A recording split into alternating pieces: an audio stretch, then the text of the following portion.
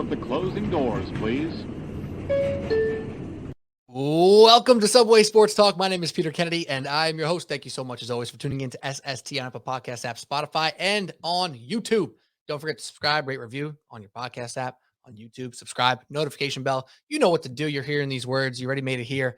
Don't forget to come back next week when we hit the football action week after week. Of course, join with me today for our NFL preview. We're going to click on some over-under picks, some quarterbacks in the league that we think are in boom or bust scenarios, as well as, of course, we'll touch on the Jets and Giants, even though we're trying to talk about good football on this podcast. But without further ado, my guy, my football confidant, my buddy, Pat Boyle. What's going on, brother? What's up, Petey? We're back, man. We are officially back. Football is here. It is going to be one hell of a football season, and I can't wait to chat about it with you again every single week, give out some picks every single week. It's going to be a blast. I'm so excited, man. I've done 4 out of my 5 fantasy drafts. I have one more just a few hours after we're recording this. 5 leagues. Yes, it is too many. Can confirm too many, but I don't know how to say no to some fantasy fun. So that's all good. And obviously the picks, like you mentioned, if you've been following this podcast on Instagram, TikTok, Twitter, whatever, and on the podcast stuff, the picks are the most fun thing that we possibly do. Everyone gets involved. They interact. And last year, I think I ended up one game above 500 after all those picks. I was one game above 500. Pat, you creaked back towards 500 at the end, but let's not forget, just 2 seasons ago, you were hot fire. So it's a fresh start, clean slate. What are your overarching thoughts right now in general with, just the season and Thursday Night Football opening night? What's the big thing that's tickling your fancy at the moment? I would say getting a look at the Bills and the Rams. I'm picking the Bills to win the Super Bowl this year. I was picking them last year, and I know they're the odds-on favorite, but I think it's for a reason. Usually you get a pretty good sense of how good Vegas is when I'm pretty sure one of the top 4 favorites to win the Super Bowl has done so basically every year for the last decade. So there usually isn't a ton of surprises. I know the Bengals were a surprise getting to the Super Bowl last year, but that being said, the Rams were one of the favorites. They won it. I have a great feeling the Bills are going to be there this year, so I'm excited to see how they look out of the gate.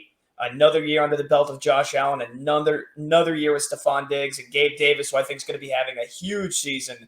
And then just watching the best teams go at it, see which teams perform well, which teams don't, and of course, betting on it throughout. And I've got a really nice fantasy league set up this year, first time commish. So there's a ton of things that I'm excited about.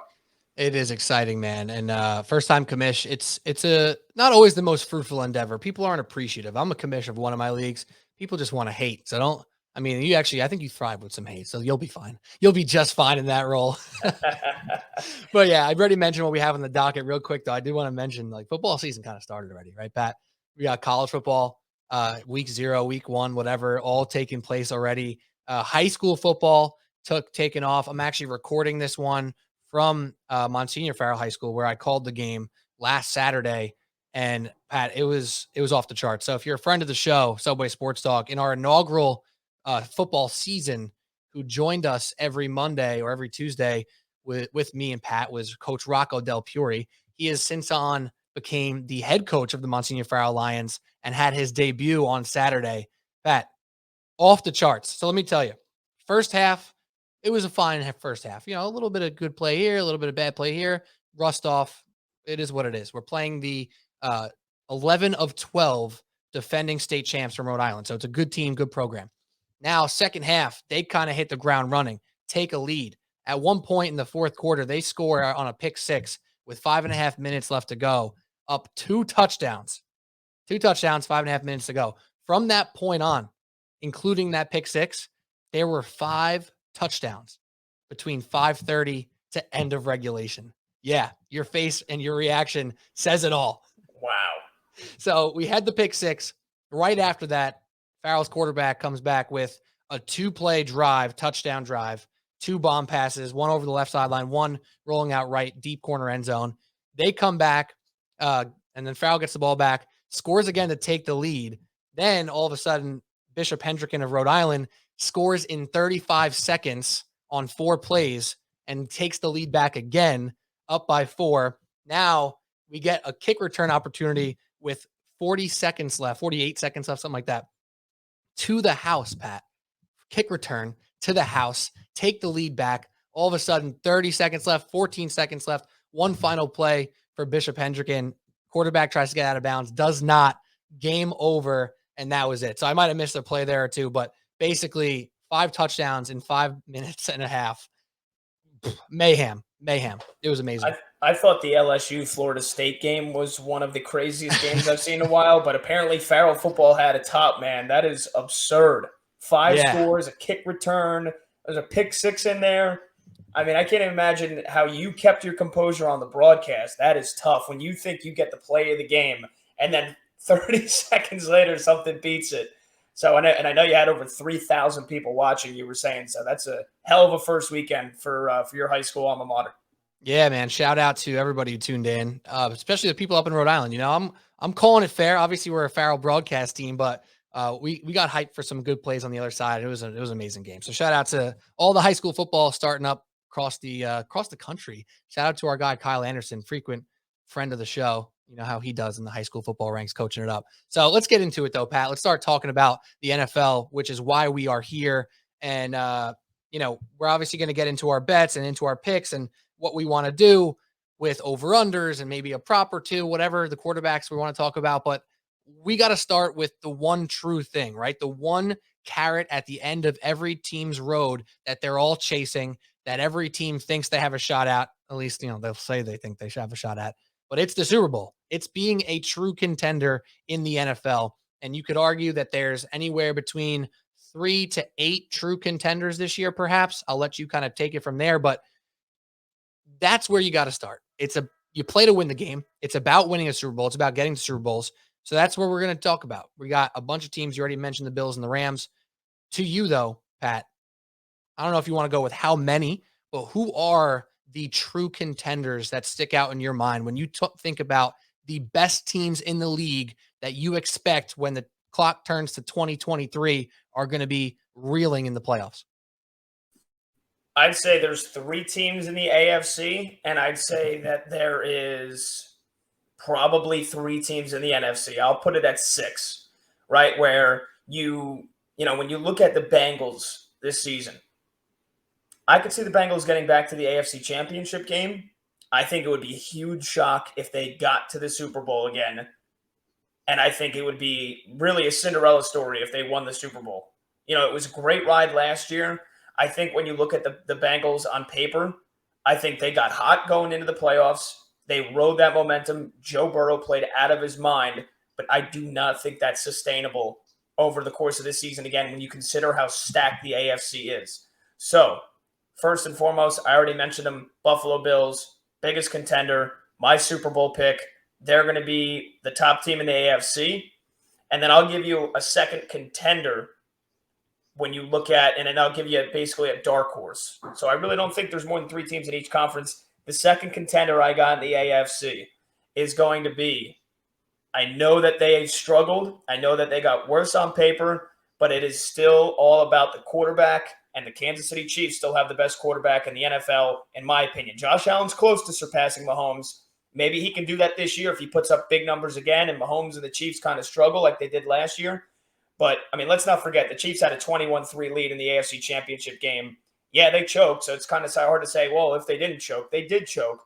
But that being said, they were one solid half away from once again getting back to the Super Bowl. And I think just because they lost Tyreek Hill and they had problems on defense last year, I think it's too easy to say, oh, well, Kansas City Chiefs, we could just totally forget about them. No, you can't, right? You can't. Patrick Mahomes is going to make Juju Smith-Schuster and Marquez Valdez-Scantling better. People forget how talented, how electric Mecole Hardman is. And, of course, you still got Kelsey, so trust me, that offense is going to put up plenty of points. And I know it was everybody and their mother was crapping on their defense last year in the beginning of the season for good reason.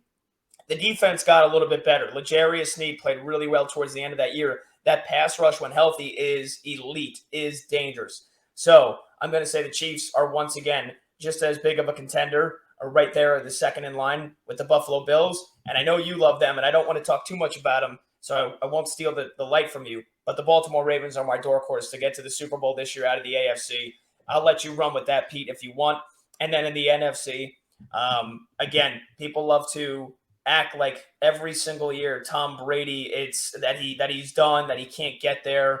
The problems he's having right now, maybe with his personal life, that he didn't show up to preseason, it's all a bunch of fodder. It's smoke and mirrors. That team is legit. That team is dangerous as hell. I think Julio Jones is going to have a renaissance this year, this season, playing with Tom, that he's got Brady throwing to him. And look, I know they lost Kappa. I know the offensive line's a little banged up, but Brady has made a lot more happen with a lot less, and that defense is even better than last year. So they are a well-balanced team. They're my favorite in the NFC. And then when you look at the second contender and the NFC, I believe that is going to be the LA Rams again. And again, just like everybody likes to say, oh, well, Stafford's got problems with his elbow. Who knows? They lost Odell Beckham. The Rams are still electric. They still have Cooper Kupp. McVay's still a tremendous head coach. And the defense is basically just as good as last year. They lost Von Miller, so they're my second contender. And then the dark horse in the NFC for me this season would have to be the Minnesota Vikings. And I know that's a bit of a shot in a cannon. If you're telling me, am I going to put money on Kirk Cousins getting to a Super Bowl? No, that's why they're my dark horse. I think Green Bay's window has closed. I think it has. And I think the fact that they lost so many weapons on offense, they lost Devontae Adams. I just think at this point, Aaron Rodgers, yes, he's probably number 2 quarterback in the NFL, number 3, first ballot Hall of Famer. I don't think it's enough to overcome all the problems because they've had talented teams in the past. And whether it was the defense or was the special teams or last year not being able to put up double-digit points, Green Bay's time has come and gone. So if there is a dark horse, I love Minnesota. I think Jefferson and Thielen, that combo is incredible. Dalvin Cook is still so good. And I think just Kirk Cousins has gotten a lot of hate, like way too much hate over the course of his career. So I'd say there's 6. And I really think there's really only 4, but I'd give you 2 dark horse in each conferences. Yeah, and you know what? We can talk about some of the teams that you didn't choose to be in that conversation here, and there are some teams with better odds than the lowest one that you chose, which is the Vikings. So we'll discuss them in a moment, but I don't want to skip around too much. I also want to mention something that I've been thinking about recently. Pat, you and I are constantly tapped into the world of radio, the world of podcasting, Twitter, etc. So we're taking in a lot more just content in general than perhaps the average person, whether you're working in it, I'm working in it, we're doing it ourselves, or we're listening on our own. So I've been hearing so much, you said fodder for the Tom Brady thing. I don't want to say use the word fodder, but hype, I guess I'll use around the Minnesota Vikings. And I felt the same way. And I made that clear actually recently on a separate podcast. And I start to second guess myself. I go, is everybody on them? Is it too obvious? Is this now a public play? And I don't think that's particularly the case. I still think you are correct.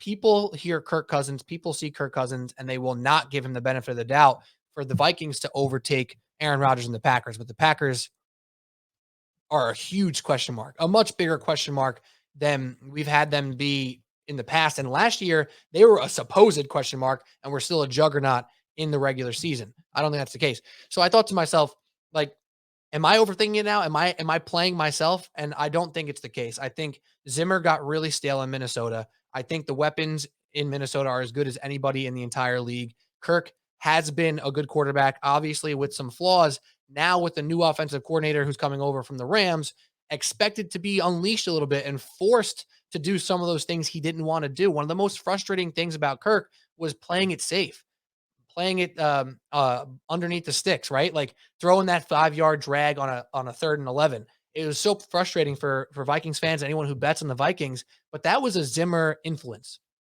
That was an old coach with an old mentality, defense, run the ball control, etc. And I don't know if it's going to hurt Dalvin Cook on your fantasy team, but it's going to help the Vikings as a whole, trying to push the ball down the field more. So I love that pick. Obviously, a plus 3,500 Super Bowl team is not somebody you're putting your house on, but it is a great long shot, and I love it. To discuss some of the other ones that you have here, I do want to hit on the Baltimore Ravens first because I think they're so interesting. You're picking them as a true Super Bowl winner is a long shot. We haven't seen Lamar have the playoff success yet, and you kind of have to see it to believe it. Kirk Cousins, same thing. Lamar Jackson, same thing. However, Pat, I agree with you 1,000,000%. This team is set up to make a run in the North. The Steelers aren't quite the Steelers, even though I expect them to be competitive. We know the Bengals are very good, and the Browns, your Browns are a little bit of a mixed bag until Deshaun comes back. We'll see how much they hold on. The Ravens are primed for good luck. And I know you don't want to talk about luck, not you in particular. People don't want to talk about luck in football, but injury has a history of playing a part of people's seasons. Last year, this team was decimated, Pat. Offense, defense, running backs, DBs, it didn't matter. They lost everybody. Lamar even missed a couple games. They're set up for a big time regression in a positive way. And the Bengals, who weren't really even a true contender until they got there, right? Like this team wasn't even a Super Bowl contender until they made the AFC Championship. So I'm with you. The Ravens are a team that I love, and I think regular season could be near juggernaut level again if they get that run game going a little bit with J.K. Dobbins back, and Rashard Bateman could be an okay number one receiver. There are some ifs, but I love that there. I do want to go back to the Chiefs, though, before we get to the Bucs, because I think the Bills and the Rams, they're talked about a lot to this point, and we'll discuss them as we preview some week one stuff later.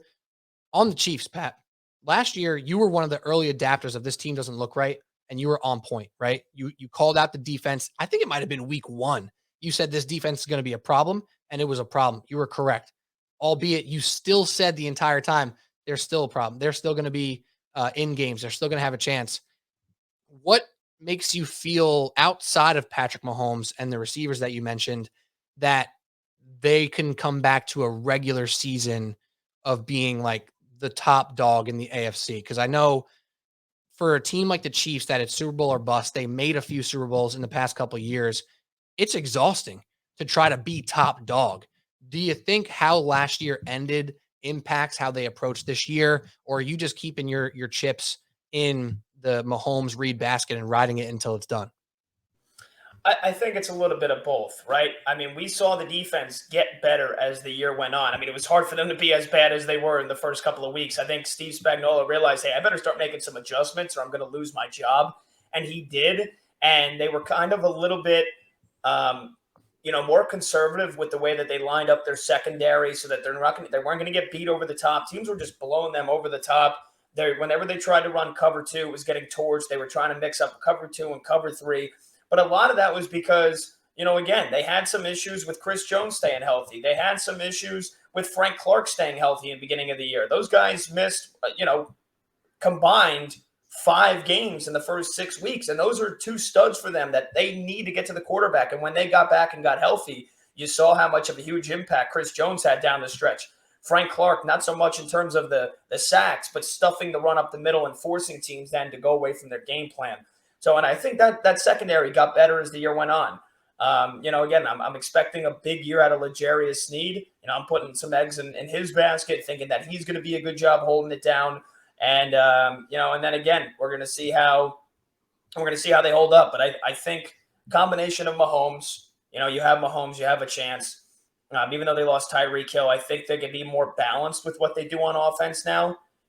I think we've definitely talked about this. I know a lot of people have talked about it. When it's Tyreek Hill and it's like, okay, just get it to Tyreek Hill and hopefully he can break something open, you almost become, you get away from a game plan. You get away from a solid, efficient game plan of maybe nickel and diming teams down the field and having exhausting drives. Or I feel like for the Chiefs, a lot of it was like, let's go hero ball, and then if it doesn't work out, we'll see what can happen.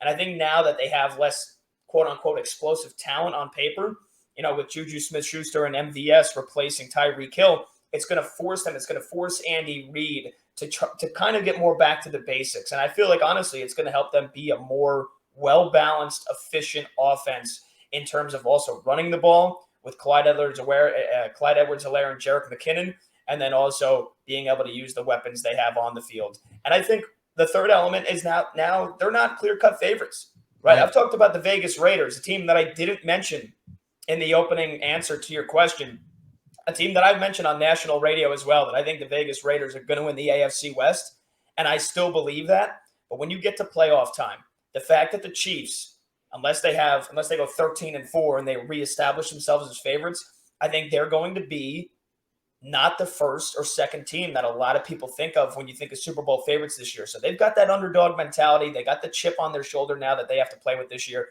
and I think it's going to help them. Great breakdown by you. And just to break down the odds a little further, you mentioned the Bills as the favorite. They're plus 50, 5,500, 550. Very different there. If they're plus Even though- 5,500, hammer that immediately. Send it. No, plus 550. There we go. The Bucks are at plus 700 at number 2. Chiefs, Packers tied at 3, plus 1,000. Rams plus 1,200, followed by the Chargers, Niners, Broncos, and Ravens, which fill out between 1,000, and the Ravens are plus 2,000. So that's that second tier, if you will, if maybe third tier, if you want to count the Bills as a tier of their own. And then you get the Cowboys, Bengals, Eagles, who have been getting some weirdly Super Bowl hype buzz lately, which I'm pro Eagles. I like them to win the NFC East. Maybe we'll talk about that later. But Super Bowl buzz? What are we talking about? Super Bowl buzz? I love Hurts right now. I'm pro AJ Brown. He's one of my favorite receivers in the league. I think they had a great second half, the whole 9. Their defense, they got talent. Super Bowl. Let's talk about playoffs before we talk about Super Bowl. And the Colts, Vikings round out anybody with underneath of plus 4,000 odds for the Super Bowl. So, Pat, you kind of picked that last team in the Vikings that's not plus 4,000, right? Like plus 4,000 is like the marker where they just put the rest of the teams kind of, and the Vikings are in that last little range there. So last thoughts on the Bucks here before we move on to some over-under picks for the season totals. The one big change on their team, it's not even a roster player, right? It's their head coach. It's Todd Bowles taking over as head coach. And if you think about the breakdown with Arians being an offensive guy, working with Byron Leftwich and Tom Brady, Todd Bowles running the defense and doing a stellar job with it. Now Bowles running the whole show, still hands in the defense, obviously. Byron Leftwich still there. Tom Brady's still there, even though it took him a while to show up. Is Todd Bowles to you a positive replacement, a neutral replacement, a negative? Because we've seen him be a head coach before. Very different circumstances. All his quarterbacks combined with the Jets couldn't shine Tom Brady's shoes. So do you look at Bowles as a positive replacement, neutral, or negative? I think it's got its pros and cons, to be honest. I mean, I've said it, and I'm going to die on this hill, that the only reason Bruce Arians isn't coaching this team is because of Tom Brady. Tom Brady didn't want him to be the head coach of the team. I think that became glaringly obvious. So, again, we're going to get to a point where it's not going to be what Tom Brady says, what everybody follows, right? He might retire in the next year. He might retire in 2 years. He might eventually finally fall off a cliff at some point, maybe when he's 48, if he is still playing. But either way, right now, it's still what Tom Brady says. Tom Brady gets what he wants. And he wanted Bruce Arians off that team, and that's why he retired, then unretired, and then Arians happens to step down. I mean, the timing of it was very obvious to me. So I think in the sense that you get Tom Brady operating the offense the way he wants to, the way that him and Byron Leftwich wanted to happen, again, let's not remember, they basically let Brady take over that offense at the end of his first year in Tampa Bay when things weren't working out with the way that Bruce Arians was calling the plays, and they ended up winning the Super Bowl, and they got hot. The offense was incredible in the postseason. So, I think Brady and Byron Leftwich, they're going to have a lot of pressure to make this offense run, but I think they've got plenty of talent, plenty of weapons. And I think just, overall, the defense, I think it has the opportunity to get better when you have a defensive head coach. You're defensive-minded. Bowles has always been a great DC. Like you said, we saw when he was the head coach of the Jets, it did not work out, right? It didn't work out. And when he was that 1 year in Miami, that was too short of a sample size to really use. But I just think this team has the chance to be more cohesive under Todd Bowles as the head coach, right? There was obviously some strife going on. If you take that out of the picture now and you get Bowles, who delegates the offense to Brady and Leftwich, he's in charge of the defense. Could it blow up in their face if Todd Bowles is, if he has talent for the first time and it still doesn't work out? Potentially. But I like the move that they made. Yeah, I agree too. And it's so easy to say, like, oh, does Tom Brady even need an offensive coordinator? Like, yes, he does, obviously. Like, Josh McDaniels wouldn't have a job after job after job if he didn't collaborate with Tom on that situation. So Byron's still super important. Tom, for all he does as a quarterback / offensive coach, you still need an OC, and Leftwich obviously is somebody who Brady likes since he stuck around. Because if Leftwich was part of the problem, he was gone too. He's much more replaceable than Bruce Arians. So that the fact that Bowles and Byron are still there feels really good. And I'm happy for Bowles. I always thought he got a bad rep in New York because of how things ended and how he couldn't get the team into the playoffs and over the hump. Those rosters were just like, they were good defensive teams and they were bad offensively. Like, who were their guys? It wasn't anyone special, and Fitzpatrick made something happen and they did what they could, whatever. So I'm with you there. I'm a little bit more tentative on, picking them as a regular season juggernaut, just because I do think there might be some lulls in the season. But like the Chiefs, they're a team that has demanded our respect past the regular season. They have to be in it to win it. They don't have to be the 1 seed. They don't have to be this or that. They have to be in it. And then once they're there, from a game plan perspective, from a Tom Brady perspective, I mean, who else do you want to put your money on more so than them, right? So I'm with you. I think those are really good picks. And I just want to mention these two teams real quick, just because they're getting, actually these 3 teams real quick, because they're getting some buzz as well. It's the Chargers, who you didn't mention. It's the 49ers and the Broncos. I'll give a shout out. So the Chargers and Broncos, got to see it to believe it. The Chargers have been on the precipice of greatness. And whether it's Staley shooting himself in the foot or the team just falling up short, they haven't quite got there. You want to see them do it before you say that they're a Super Bowl champion contender. Same with the Broncos. Russ is new. It's new. Nathaniel Hackett's new. We'll see how we feel in week 6 or week 8, week 10, or something like that. 49ers are interesting because Trey Lance is purely hypothetical still. We know how much we trust Shanahan to do his thing with a healthy starting quarterback, whether it be Jimmy G or Matt Ryan in the past as an OC. Like, when he has his quarterback, he's very good. When he's with backups, he's sneaky good and not quite good enough to win games, but we all trust Kyle Shanahan. Real quick on Trey Lance, expectations, positivity surrounding him. How do you feel about the 49ers just in general? Not quite as a contender, but just for the season. Unless I'm stepping on an over-under pick. Perhaps. Perhaps. All right. So you want to save it? No, I mean, we can talk about it. I just don't think he's that good. I don't think he's that good. I think it's all of a sudden, it was Trey. Trey would have never been starting if Jimmy Garoppolo wasn't hurt. Right? That's what I believe. I know they're the ones that picked him. Lynch is the one that moved up to pick him. So I guess once that happened, that kind of set the table that he was going to start no matter what, because you're not going to move up to 3 and draft a quarterback and then never play him. Unless you're, the Green Bay Packers did it with Love, but that was at the end of the first round. They moved up to 3 to take Trey Lance. So that signaled he is going to play at one point or another. But I don't think he's that good. I don't. He's got a lot to prove. George Kittle, who I know just as we're doing this podcast, picked up a groin injury in practice. So, his status is now in question for week 1. Deebo Samuel, how effective is he going to be if the whole, he can't be a running back or you can't run him into the ground if that's the case, because their offense is not nearly as good without him doing that. And then, the defense is good, but, Jimmy Garoppolo, for all the crap he gets, the guy's a winner. He's always been a winner.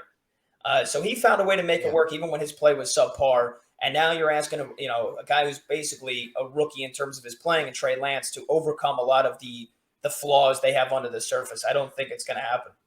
Yeah, and with Trey Lance, man, he just hasn't thrown a lot of passes in game.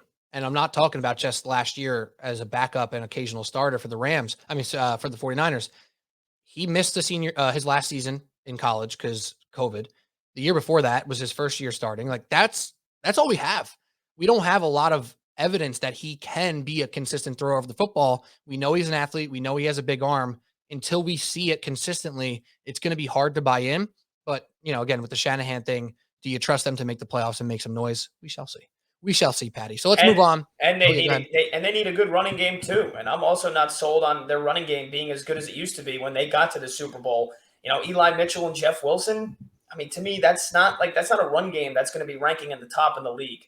I know they got a great line. I know they got the best offensive lineman in the entire league, Trent Williams, who's an absolute savage. But, I mean, I don't know. I'm just not sold on their offense, especially with Trey Lance as the quarterback. Yeah, I agree. And it's a see. Got to see it to believe it. I said it 3 times. I'll say it again. There are teams here that are getting preseason hype with some decent reason, but it's not going to mean anything until we say it. Like with the Eagles right now and all the hype that they're getting, if you listen to some of the Ringer podcasts like I do, Bill Simmons has been all over it. And now all of a sudden this Eagles thing is like, oh, they're going to be a nice, sneaky NFC East candidate to all of a sudden, what are their conference odds? What are their Super Bowl odds? That's aggressive. There's a really good chance that they're a 500 team. There's a really good chance that that's where they are. So I don't want to get too hyped up on anything, even if I'm leaning over on the Eagles this year, which I'm probably not going to make that one of my picks, even though I thought about it. Like, even if I'm leaning over, it doesn't mean anything yet. It doesn't really mean anything. So let's move on to the over-under segment here. Start picking some of our favorite team regular season win totals.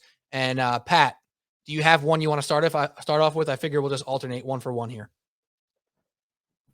Sure. Yeah. So do you want to do overs, or if I have an under, or it doesn't matter, any direction? Whatever you want. I know we're only going to do 2 or 3 each here. So whatever you want. If you have a favorite, use it now. Save it for your last one. I don't really care. Okay.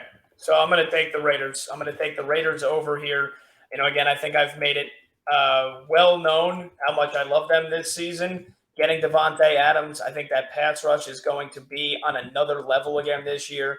And when you look at their schedule, yes, they're in that stacked AFC West. But for the Raiders, you need 9 wins, and they got that last year in 2021. Or excuse me, they got 10 wins last year, and that last one coming against the Chargers in overtime, which should have been a tie if Brandon Staley just did his job. So you need them to get 9 wins, and you look at the schedule they play. Here's some of the teams that they have on their schedule. They're at home against the Texans. They're at Jacksonville, at home against the Colts, at Seattle. And then they play the Patriots at home. They play the Steelers on the road. To me, basically every single one of those games is going to have to be a win. But even then, I think that they are the best team in the AFC West. So I think at worst, they split every single one of their division games that they play at worst. And I think at best, they can win 4 or 5 games in the division. So I easily see them getting 9. I think they're going to end up winning 11. I think they're going to go 11-6. So the Raiders are my favorite team in terms of taking the over for the season total, which is right now at 8.5. The Raiders are really interesting to me, and we're going to talk about boomer bust quarterbacks in our next segment. Derek Carr will definitely be brought up because now he has better weapons than he ever has. I know Darren Waller is a little bit in question in regard to, is he holding out? Is he actually injured? It's a bit of a question mark, but if you imagine he'll be playing once the season starts, I mean, they're a freaking really good team. So they have weapons up the ass. So I love that pick. I think it's going to be tough just based off of their division and their schedule.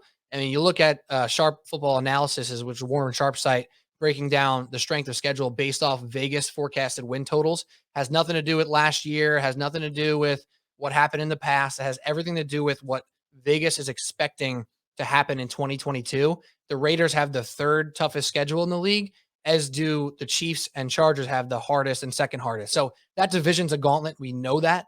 They're going to have to show up in division, and that might just mean splitting with the Chargers and the Chiefs. And that's something they proved, something that they've done in the past, which is played up to their high-end competition and hang with just about anybody. So I love that pick. I think it'll be really cool to see how they make it happen. For my first one, I'm going to go with an over as well on this one. I'm going to your boy, perhaps. I don't know how you feel about him now, but Baker Mayfield and the Carolina Panthers at 6.5 wins. I'm going with the over. I look at this roster, I look at the weapons, and I look at a team that started off pretty well last year, and I see possibilities for growth. 6.5 is not a big number. You're telling me that the New York Football Giants have a 7 on their over-under, and the Carolina Panthers are at 6.5? I ask why. You can argue that the Giants have the easiest schedule in the league. The Panthers have a favorable schedule. I think they're ranked 12th or 13th, and they're way better with a better quarterback and better weapons. Why would the Panthers not be able to get to 7? I think 7 and 10, 8 and 9 is 100% in range for them. And I think Baker is the best quarterback that DJ Moore has ever had in his career. I expect a huge season from him. And God forbid Christian McCaffrey is healthy for half of a season. I see this team going over 6.5. And just to take a quick look at their schedule, I mentioned it's 13th ranked on Sharp Football Analysis. They have the Browns in week 1, which is the pre-Deshaun Watson era. They have the Giants. They have Saints, Cardinals. 49ers are tough. The Bucks are tough, but then they get the Falcons. They get the Falcons twice because of division. Like they have a schedule that if you really look at it, there's a chance for them to be 8-9, 9-8. I don't see why not. And I think Baker is being slighted as a bad quarterback. And the real narrative on Baker all along has never been that he's been trash. That's been incorrect, in my opinion. He's never been great, but he's never been trash outside of playing extremely injured last year. I think you line it up in their schedule, the quarterbacks they faced, the defense was solid for chunks of last season. 6.5 feels like a steal, a bargain for me. Yeah, I mean, I think a lot of that hinges on if McCaffrey can stay healthy for a full year, right? Like it's starting to become like a valid question.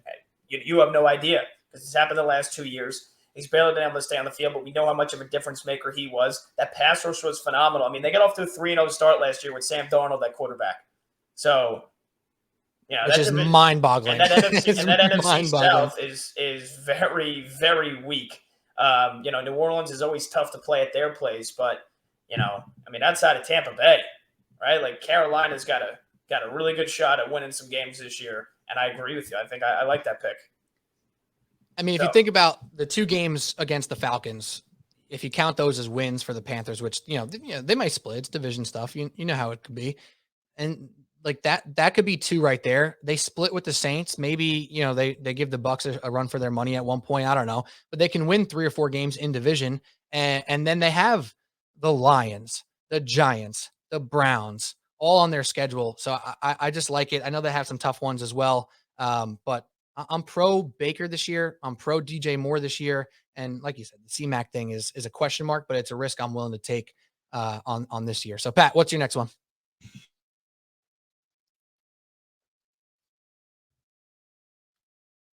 I think you're muted. I am muted. Sorry about that. I am radio professional. Yeah, for real. So one thing I had to control. I am going under on the Dallas Cowboys. I think they are a fraudulent team, much like they are every single year. And yes, they have a weak schedule. That's the first thing that pops out. But still, they're tied for the 3rd highest win total projected this year at 10.5. I'm taking the under. Like you, I agree that the Philadelphia Eagles are going to win the NFC East. And I think the Dallas Cowboys got worse in basically every facet of the game from last year to this year. Losing Amari Cooper, trusting CeeDee Lamb to be the number 1 receiver. I think he can be. I think he's got that dog in him, right? But now, Michael Gallup, can he stay healthy? The question around Ezekiel Elliott, I think his best days are long behind him. I think he's going to end up losing that starting job to Tony Pollard. Now you're talking about Tyron Smith not being able to play until December because of the injury he picked up. You lost La'el Collins. The offensive line, we've heard about how great the offensive line is for years. For years.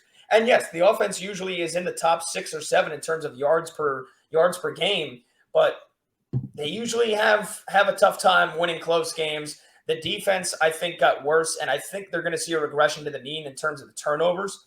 All the interceptions Trayvon Diggs had last year, all the turnovers they forced, they got worse on paper as a defense, and I think you just see them take the ball away less than they did last year because teams are now wary of that. And you look at the schedule. They start off the year home against Tampa Bay, home against Cincinnati. Those can, I think at best they split. They could easily lose both. Again, and I just think Philadelphia is a much better team than them. They usually have a tough time with Washington, and they, for the most part, they own the Giants. But, again, they also have to play Green Bay. They have to play Minnesota, both of them on the road. They've got to play the Colts at home. They've got to play Tennessee on the road. So they do have some cupcakes in there. They get the, affordability of playing Detroit, Chicago, Houston, and Jacksonville. You would think all 4 of those are wins. So they're probably going to come close. They might come, they might be at 9 or 10 wins with 2 weeks left to go, but can they get over that hump? I'm going to bet against them. I'm saying they go under 10.5. It's really hard to imagine their offense not being good because of how good they've been year over year with Dak Prescott at the helm. But this one's very different. They lost not just their number 1 or 1B receiver in Amari Cooper. They also don't have Michael Gallup right now. They also lost a steady number 3 in Cedric Wilson. Ezekiel Elliott's 1 year older. Their offensive line is banged up. Things you all touched on already. Like, Dak's been so good that I don't want to bet against him And I'm not betting against him because I think there'll be points on the board, but the whole picture is a little bit murkier than you would have thought it would have been after last season, right? So I'm with you. It's a tough one for me at 10. Like I could easily see them at 9 wins. I could easily see them at 10. And I think that's one of the things. I think on DraftKings, you said 10.5. I'm seeing DraftKings. Yep. Yeah, I was looking at Vegas Insider. They have them at 10.5. But yes, as I was checking that, I did see that on DraftKings. And I actually, because I checked a couple of weeks ago, they were at 10.5. And I'm guessing since the Tyron Smith injury, I think they have gone down to 10 flat. And even then, I'd still take it under. I think they win at most 9. And it feels like a minimum, you'll get a push at minimum, right? And again, if you like the Eagles, you may not even want to play the Eagles number here. You might want to play the Cowboys. It's almost like a head-to-head weird thing there where if one team is better, the peak for the NFC East is probably 11. So the peak for the second place team is 9 or 10. I think at worst, you get a push on that number. So I like that as well. I'm going to go with an under for my second pick as well. And I'm going at the defending runner-ups in the Cincinnati Bengals, also on DraftKings at 10 wins. It feels like when you hear that number, oh, it's way too low. Why would the Bengals get worse? Why would the Bengals not go way higher than they were last year? You got to look at this division. You got to look at the whole big picture here. They're tied for the 6th hardest schedule in the NFL. The Ravens are better. I think the Steelers will still be competitive and in that 7 or 8 win range. And that's going to make it a lot harder on the Bengals to fly past 10 wins. Similar situation where they likely can get to 10. I think that's very possible, but it's not as easy for them to get to 11 or 12 as a lot of people wanted to make it believe. So you look at their schedule here. Obviously, the Ravens are a tougher matchup this year. They catch the Browns once, I believe, right before Deshaun comes back, and then once after Deshaun comes back. So that's a tough divisional game. They had the Ravens and the Bills in the final 2 weeks of the season. Also, the Bucks 4 weeks out from the final week of the season. So the final stretch of this schedule is really difficult here. Actually, in fact, if you go even further, their final 6 games are Chiefs, Browns with Deshaun, Bucks, Patriots, who, if they're in contention, will be playing a great game there. And that's in New England in December, the Bills and the Ravens. That's really tough. So unless they are getting consistently better throughout this season, that's why that number 10 feels really good to me, that I'm going to take the under. I could easily see this a 9-win team. I could easily see them as a 10-win team, and you end up with a push, but that's just as good as a win almost when you're talking about over-unders for the season. And this is a team that everyone loves. Joe Burrow is a player that everybody loves right now. They made a remarkable run last year. Some people say, oh, they're not a Super Bowl hangover candidate because they weren't supposed to be there, because they're so young, because they got better.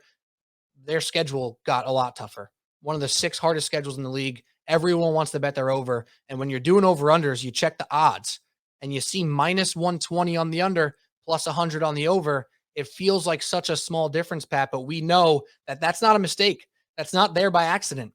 They are always begging us to take the over because they know as a public bettor, which all of us really are, that's what we love to do. We don't want to root for teams to lose outside of our biggest rival. And I'm not really rooting for the Bengals to lose until I put that money down.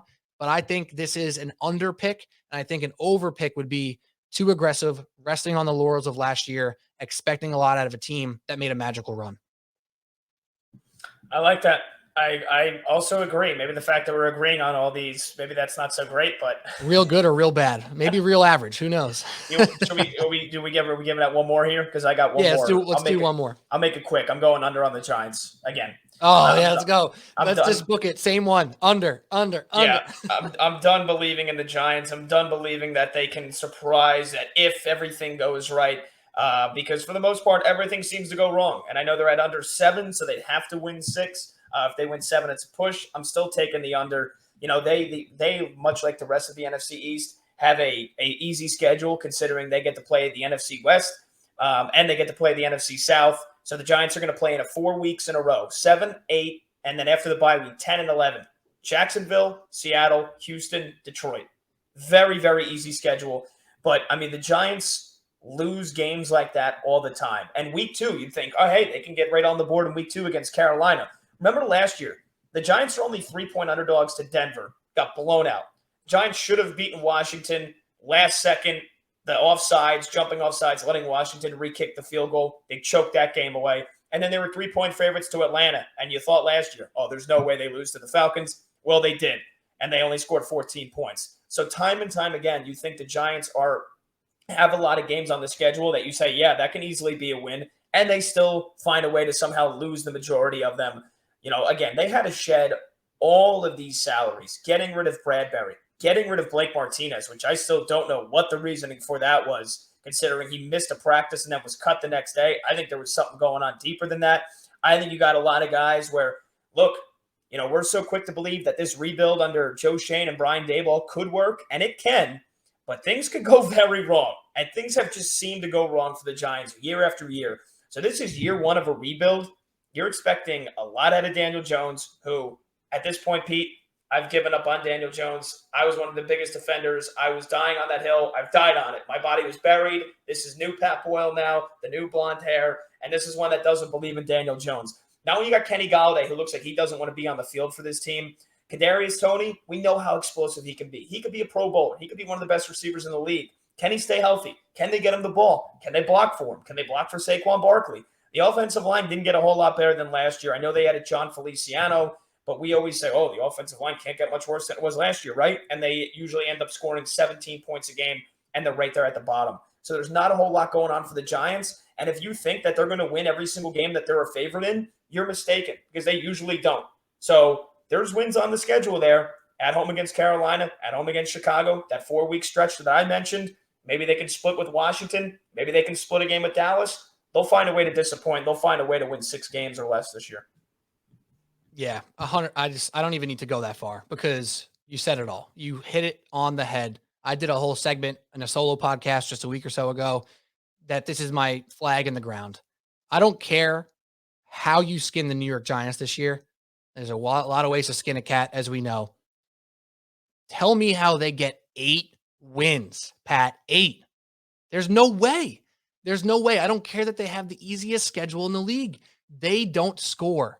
And the fact of Brian Daboll, which as a Giants fan, I'm very excited about Brian Daboll as the new head coach. I think he can do a lot with a little, perhaps. We'll see with Daniel Jones. If he can make him look better, he might. The offense might be better. It very well might. But guess what? It won't be enough based off the personnel. Not even the best coach in the league can make up for such a lack in talent. There's no way. And I know, like you said, there's talent that exists that is in practice because they're always injured. Even Sterling Shepard. Everyone knows Sterling Shepard's a good wide receiver. My guy can't stay on the field. So Toney and Shepard can't stay on the field. Galladay's a shell. What are we doing? How are we scoring? Saquon's going to get 90 catches. Maybe. Is that going to be enough to make the offense consistent? Absolutely not. Absolutely not. So it's not the best way to think about an over-under is that you'll have a push, right? You're trying to win your bets when you put them in. But at the absolute maximum capacity of the New York Giants, they get to 7. The maximum capacity. And things will go wrong. Things will get led astray. And they're playing in the final 3 weeks of the season, the Vikings, the Colts, and the Eagles. So when the Giants could possibly sneak in to a team that doesn't care about the final 2 weeks of the season because they locked in their spot, you're likely not getting that in the Vikings, Colts, or Eagles. They're going to be in it. They're going to be, playing for different positions in the playoffs, most likely. And they're not going to take a Giants team lightly because it's the end of the year. Who cares? We got our spot. It's not going to happen. So when the Giants need, 3 wins in the last 3 weeks to get to 8 wins, I don't see it happening. This team's a disaster. And this is the first year of a rebuild. And it's a shame that it's the first year of a rebuild because they've been terrible for 5 years. Terrible for 5 years, Pat. And now the rebuild is actually happening with a GM and a coach who understand it and know what's coming. They're not going to be good this year. They're not. It's insane to me that their over-under is so much higher than the Texans, than the Panthers, than the Falcons, and the Bears. The Bears are at 6.5 too, which is crazy. It's absolutely crazy. I don't know if that's a trap. I'm staying far away because it seems scary to me. But there ain't no way the Giants get to 8 wins. There's no freaking way. So I'm with you. That's our third combined. We got one shared. We got 2 difference. 1 over, 1 under. The Giants under. That's how you do it. So for you, we got the Raiders over, Cowboys under, Giants under. For me, we got the who did I pick first? The Panthers over. Pick the Panthers over, Bengals under. Bengals under and Giants under. Book it, lock it in. That's how we do it. All right, let's do this quick here, Pat, as we're running out of time, recording in a different part of the day where we have many things to do this evening. Normally we record at night where it's just our sleep schedule that gets messed up. This is actual stuff. So let's talk about boom or bust quarterbacks that we think this year is make or break on their careers. What's going to happen to them moving forward? What's going to happen to their teams? There's a bunch of them right now that this is it. So I want to start with one of the most obvious, most talked about quarterbacks that for some reason people are incredibly torn on. There's either people who love this guy and want him to do well and defend him every chance they get, or there are people who say he's garbage and he stinks. He's not an NFL quarterback. I don't know what's right. I have my feeling. I have my hope. Usually I'm the one to say, yeah, the extremes on both sides are probably wrong. It's probably down the middle. This one doesn't feel like that, Pat. You know who I'm talking about, I think, right? Take a guess. I know you don't know. I thought it was going to be Lamar. No, it's not. Same conference, different division. Tua Tagovailoa. Oh, this guy. That's an easy one. Yeah, when you said some people think he stinks and he can't be an NFL quarterback, I was like, it can't be Lamar Jackson. No. If anyone says that about Lamar, get him out of here. Get him all the way out of here. I don't want to hear that garbage. But Tua is a quarterback here who people think sucks, or people are like, no, man, most accurate quarterback, like deep ball's beautiful. He has enough arm. He's got poise, or he's got happy feet in the pocket. He can't take a hit. He can't stay healthy, and he stinks. I'm like, both of those things can't be true. Where do we land? So Tua and the Dolphins added some talent. We know that. Their over-under for the season is set to, I believe, 8.5. I'm trying to confirm that real quick. Yeah. Oh, no, it's actually at 9 now on DraftKings. So what say you about Tua in this really big season for him? Because he could easily be shipped out of Miami if it doesn't work. I think he sucks, man. I mean, if I'm being honest, I'm being There you blunt. go. I think he sucks, right? I just think there's been all the excuses built in for him over the last couple of years. And, some of them are valid. Oh, he's had all these different OCs. He hasn't had a lot of talent. All this, but at the end of the day, he's getting benched in games for Ryan Fitzpatrick in one possession games. I mean, that should be the end all be all of any of that conversation. They didn't trust him to throw the ball down the field, and they still don't trust him to throw the ball down the field. You hear Mike McDaniel, again, going through all these mental gymnastics to defend him by saying, "Oh yeah, he's so accurate. He's throwing such a catchable ball. The way the ball spirals off his hand." Mike McDaniel awkwardly uncomfortable with Le Batard when they asked him if you really think that. So and they said, yeah, this offense is designed to get yards after the catch. So we know he's still not going to throw the ball down the field.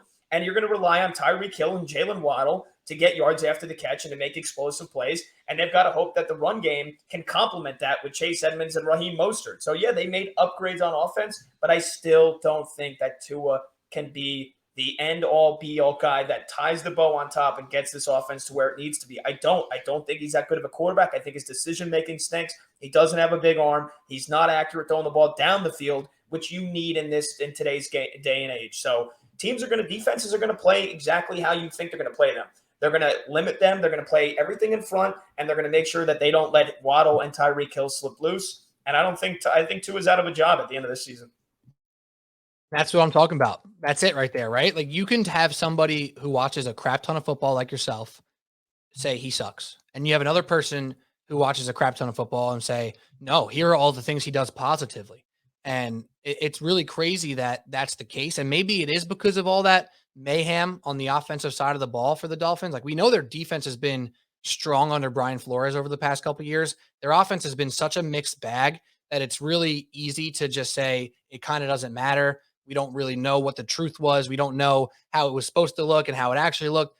It's fair to say all those things, but when you actually break down what he does on the field, listen, I think he is a pretty accurate guy. He has good touch. I think his deep ball is probably a bit too trash. But here's the but on what I say about his ability to push the ball downfield. It has to be perfect. It has to be in rhythm. And then he can throw it downfield and lead his receivers and put the ball in a window down the field. I don't know if he has the zip ball. I don't know if he has the bullet that we see Stafford, Mahomes, Josh Allen slip into really small windows in the short game. That's going to be big for him. But he seems to be really, really good in rhythm. So I think against lesser teams, he's going to look good this year. I think when they go and play the Jets or play the Lions or the Bears, he's going to be hitting on all cylinders, and he's going to be hitting Tyreek Hill 10 yards downfield. He'll take it for 30, right? Those things are all fine and good. But when you face a team with a serious pass rush and he's got pressure in his face, can he be the guy we saw in college? Because in college, that's where he thrived. He thrived in those moments where he's breaking the pocket and chucking the ball downfield. It has not yet translated. It's been made excuses on his health with his hip and everything, that he's not been quite the same since that injury. But now it's time to move past an injury and say, are this who you are now? Or is this who you are now? So that's the question mark for me. I think there's reason to believe he'll look good at many points this year. And people will be posting the one-off clips, the 6-clip highlight on Twitter and say, oh, you think Tua sucks? Look at this ball he just fit in the window, where it's 3 defenders and he does a touch pass right in between to Tyreek. It's going to be beautiful and it's going to be great, right? Fantastic. But what can he do when things get mucky in the pocket? Because that was his strength before he came to the NFL, and that's been his biggest weakness in the NFL. All the great quarterbacks in the league do well in a clean pocket. He might be a great clean pocket quarterback. He might be a bad, ugly pocket quarterback. And that's where the difference between good and great comes, difference between average and good comes. And that's my big question mark for him. I'm pro Dolphins this year. I think the roster's good. I think the talent's good. Again, I think they're going to beat up on teams they're supposed to beat, and they're going to be right in playoff contention. I'm not convinced that Tua has a job either way after. So that's the question for me. He needs to not just win games. He's won games already. His record's pretty damn good for a quarterback in his first couple of years on a franchise that hasn't won a lot of games in their history. Well, in their recent history. So 2 things. Dolphins might be good. Is Tua good? That's the question. He needs to not just win. He needs to prove that he's part of the winning methodologies and not just another piece of it. All right. I like that. Yeah, go ahead. Yeah, no, I was going to move on to bust, boomer bust quarterback in my opinion, and I was going to go with Matt Ryan. And not so much in the sense that he's got a ton left to prove. I mean, he should have a Super Bowl ring, 28-3. You can say it as many times as you want. But it's more so in the sense of what Indianapolis, how they shipped off Carson Wentz and made him the scapegoat for what happened last year. And now it's, okay, Matt Ryan's our quarterback. Oh, yeah, now we're going to win a Super Bowl. It's not like Matt Ryan was the glue holding everything together for Atlanta in the years past. I mean, they've been bad, and his numbers have, steadily gotten worse and worse and worse. So, yeah, he's getting older, but I think this is this is more so of a boomer bust on Chris Ballard, the GM, and on Frank Reich, the head coach, as much as it is with Matt Ryan, because, again, there a lot of teams are picking them to win the AFC South. That Tennessee's going to drop off, and Matt Ryan is going to, he was everything that Carson Wentz couldn't be. And I just don't think that's the truth. I don't think Matt Ryan is that great of a quarterback anymore. I think he is middle of the pack. And I think you look at, what they're expecting him to do, that they're thinking he's going to lead them to the playoffs. If Jonathan Taylor doesn't have the monster season he has last year, if he doesn't have that this year, then what? Then it's Matt Ryan with Michael Pittman and Parris Campbell and Mo Alley Cox. That does not scare me, and I don't think that's going to scare a lot of defenses. So, I think this is, again, maybe I'm taking a shot here at Chris Ballard for the way they moved on to Carson Wentz. I don't think Carson Wentz was abysmal in that last game against Jacksonville. But outside of that, I thought he had a very solid season. And I think that this year is not going to go well either. I don't think the Indianapolis Colts are a great team. I don't think Matt Ryan's a great quarterback. He's 37, so the expectations I don't think should be that great for him, but they are. They are. I feel like the way everybody, media, a lot of fans, what I'm seeing on Twitter, what I'm seeing on a lot of predictions is that the Colts are going to be great because they kick Carson Wentz to the curb. I don't think that's the case. I don't think Matt Ryan's going to have a good season. And I think, they're talking about maybe finding another quarterback, whether it's in the draft, trading up, or free agency after this season. Great call, because it's not about Matt Ryan as a career quarterback. It's not about that. It's about the end of his career. It's about if he has another starting job after this season. Because we know what happened with Phillip Rivers. Yeah, he made the playoffs. Yeah, he did good. He was solid, right? Is Matt Ryan going to be solid, or is he going to actually push them over a hump? Is he actually going to make them a serious contender? That's the question mark. I'm totally with you. Great call by you. I'm going to go on to 2 at once here just to keep this thing moving. I think one that we talked about already, actually 2 that we talked about already, they have high team expectations this year from both of us. It's Kirk Cousins and Jalen Hurts. Kirk Cousins has had all the opportunity in the world, all of the opportunity. And this year, with the new OC, with a new mindset of actually pushing the ball and letting him be that playmaker quarterback rather than a quarterback who doesn't lose you games, which he wasn't made to not lose you games. He makes the mistakes. He gets tight. He doesn't take chances when you want him to be conservative. You've always seen him be the best when they're down by 14. When he says, we got nothing to lose, I got to make something happen, all of a sudden, bombs from Kirk Cousins, right? So what does he do now with this new mindset from an offensive coordinator that's now the head coach in Minnesota, that we expect him to be this new type of Kirk Cousins, pushing the ball down the field consistently? He needs to do that. And again, they could win games and they could still be looking for a new quarterback because they weren't happy with his ability to be aggressive. I always thought when he's aggressive, he's been good. I'll take a few picks. I'll take some mistakes if you're pushing the ball downfield, making big plays. And I think that's a question mark.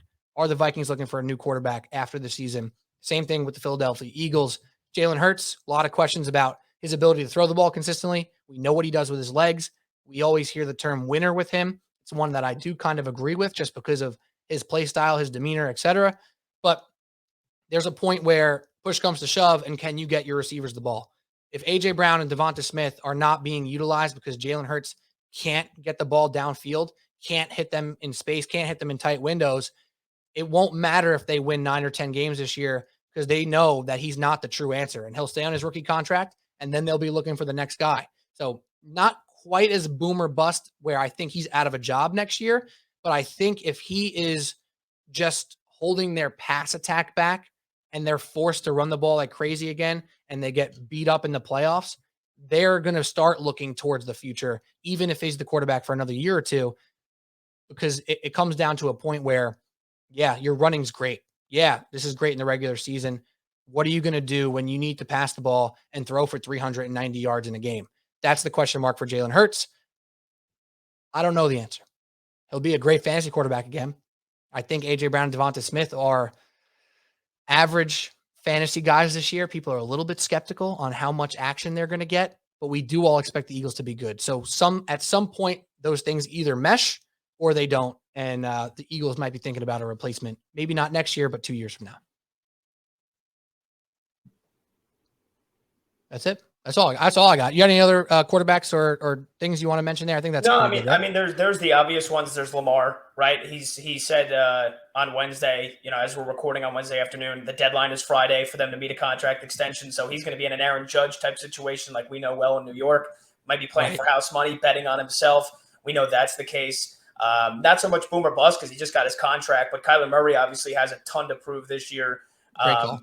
Yeah, and then I think when you look at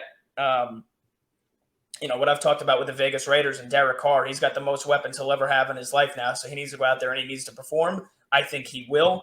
And then another quick one would be Tannehill, right? Yeah. Where it's now everyone's expecting the Titans to drop off. They lost A.J. Brown. They've seen how Tannehill has performed in the playoffs. Sure, he's a good quarterback in the regular season. I'd say he's probably right on the border of tier 2 and tier 3, right on like the border of like a top 10 quarterback in the league. He needs to go out and he needs to prove it this year now with Robert Woods and Treylon Burks as his top receivers, where he doesn't have the explosive weapons like he did in years past. And that's all. Yeah. Tannehill is really interesting because by all metrics and by all accounts, he has been that top 10 to 12 quarterback for a couple of years now. But if you ask people to make rankings today, I feel like he's getting ranked 16th, 18th. And it's because of the situation around him. So if he can lift that situation, then we know we're cooking with some salt here, cooking with gas. So yeah, good stuff by you, Patty. Let's do real quick. Just give me 1 or 2 games that you're specifically excited about. Actually, first, let's just talk about the first one. Rams, Bills tomorrow. Bills -2 on opening night. Any specific expectations here? Or are you just damn excited? Yeah, I'm excited. I mean, I think it's now that Buffalo's been labeled the favorite, they got to come out and I think they got to win this game. I think to make a statement, they don't have to. They're going to make the playoffs regardless, but I'd like to see them make a big statement in the first night of the league and show everybody this is why we're the Super Bowl favorite, and I think they do. I think their defense, adding Von Miller, is going to be a huge get. I know they're still out with Tre'Davious White for a couple of weeks. He was put on the PUP list, but I think their linebacking core is going to make a difference in stopping the Rams' run, stopping Akers and Henderson from getting to that second level, and it's going to put pressure on Stafford to throw the ball down the field. And as great as Stafford was winning a Super Bowl, he was a turnover machine at times in the past, and he has been at times in his career. So I'm looking for the Bills to be advantageous in the turnover battle tomorrow, and for Josh Allen to also make a statement, say, hey, you should be betting on me to win the MVP. And I think Gabe Davis, we saw what he did in the playoffs last year, the 4-touchdown game. I think he's ready to light things up. I think Dawson Knox, who just got his money on Wednesday, a big contract extension, I think they have so many weapons that it's going to be tough for the Rams to deal with.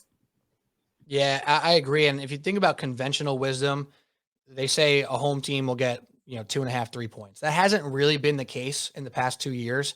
It's been more like 1.5 points for home field advantage. So even with the 1.5 points, if this game was in Buffalo, are we seeing the Bills as over a field goal favorite against the defending Super Bowl champion Los Angeles Rams? I think we are. So it's -2 for Buffalo. I'm leaning towards taking Buffalo. I like that it's -2. It's a good number. You're almost, I don't ever want to say it, just 2 points. You're almost taking a money line with that. It's not really true, but you get the point. So I like Buffalo as well. I think they come out with just more vengeance because the Rams did just win the Super Bowl. They are still kind of banged up. Matt Stafford's dealing with stuff. Cooper Kupp, obviously off the ridiculous season. Is he going to have an encore? I'm not sure. I'm riding with the Bills in week 1 here. Sounds like you are as well. And that's going to be a damn exciting game. I'll start you off though.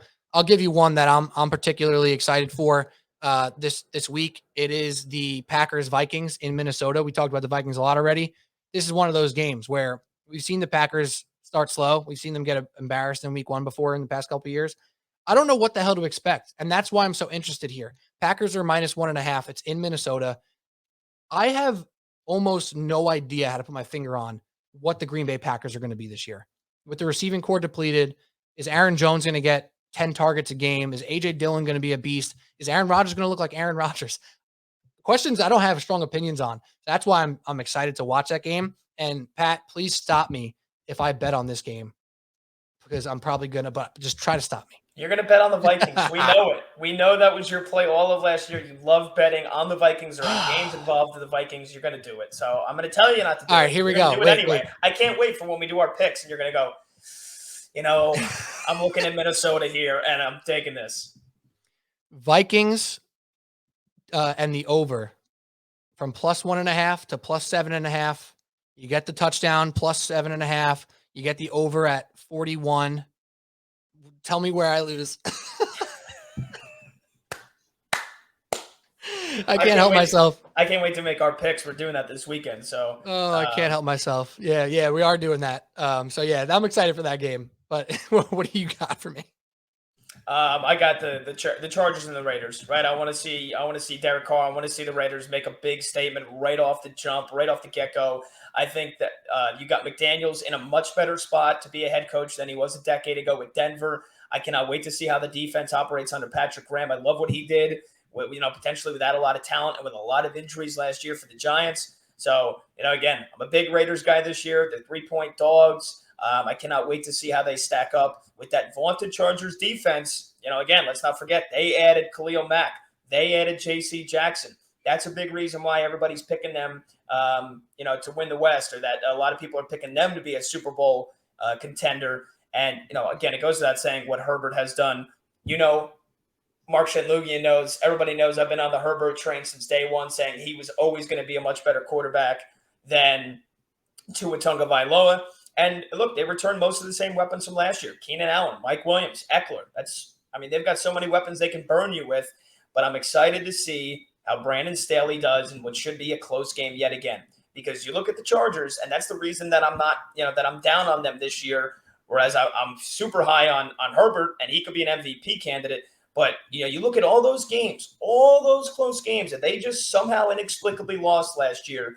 That, I think, is down to the head coach and Brandon Staley. I like that he's aggressive, but he's way too over-aggressive. And not only that, they just find a way to come up on the losing side, whether it's the defense or if it's the offense. When they need a touchdown, settling for field goals. You ask yourself, how did they lose that game to Dallas last year in week 2? How did they lose that game to New England? How did they lose that game to Minnesota? How did they lose that game in OT to the Chiefs? And then, of course, the last week of the season. So this team can be had, and I think they're going to be had in week 1 on their own field. I think the Raiders go out, and I think they make the statement. That's another exciting one. I mean, there's so many good ones in week one. Another one, the battle of preseason hype. You get the Detroit Lions fresh off of Hard Knocks at home against the Philadelphia Eagles, a team we've discussed their hype that they've gotten. It's right now Eagles -4 in Detroit.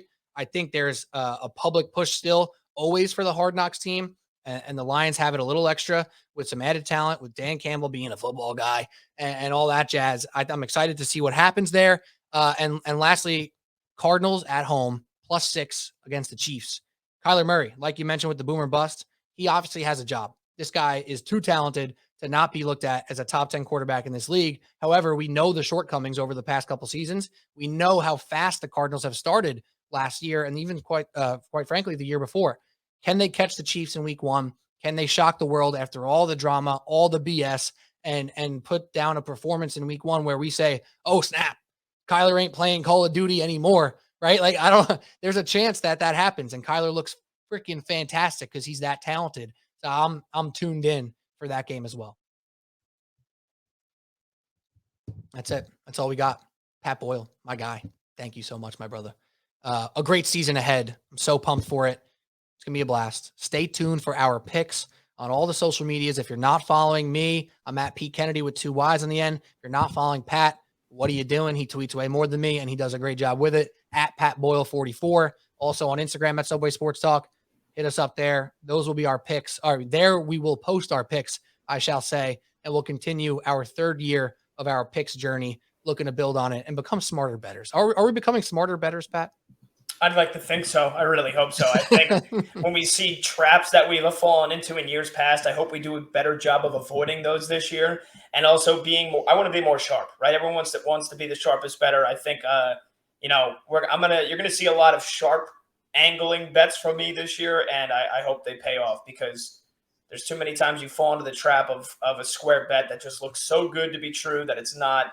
And I think we know much more about the league this year than obviously we have in years past. We continue to do more homework. We continue to know more and more about every single position. So I'm looking forward to it, man. I think we got a big year ahead of us for both of us. I'm putting big expectations. I want to hit at 60% minimum this year. So I think it's very doable. I think it's doable. I think we're going to do it.